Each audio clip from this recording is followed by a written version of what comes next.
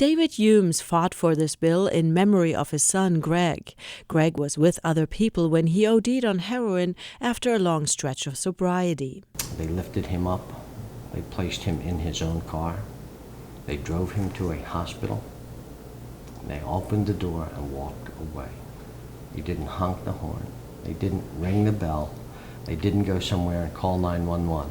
Greg wasn't found until an hour later and couldn't be saved. Humes says now that the Good Samaritan law is on the books, the next step is to make sure people know it's there. We need to educate these young adults who are potentially abusing the drugs that this is a law that's on the books, and they don't have to run away from people in distress. They can pick up the phone and they can save a life. Humes closed his landscaping business after his son died last year and is now focusing his efforts on addiction issues, all while dealing with his grief, which can be overwhelming at times. For example, he was recently at a doctor's office answering a list of routine questions. He says, children, and I said, I have one living. So there's things like that that just, at times, just smack you in the face. When addiction is involved, it's a different kind of grief, says Elizabeth Perkins, whose son John died from an overdose in 2011. We dealt with a child that had problems for a long time before we lost them. It's a totally different grieving process. To help herself and other families in her situation, Perkins started a Delaware chapter of GRASP. It stands for Grief Recovery After a Substance Passing. Her group meets once a month and families talk and learn to cope with their new reality.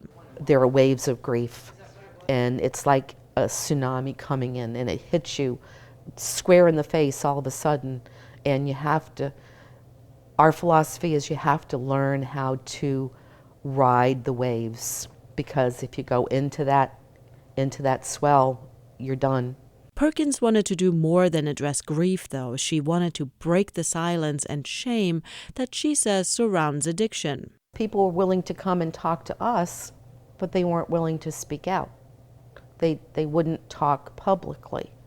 And I knew, and I felt very strongly that we needed to start talking about this subject. The Good Samaritan law carries her son's name, John M. Perkins, Jr., and Perkins has been encouraging other people to speak up about addiction.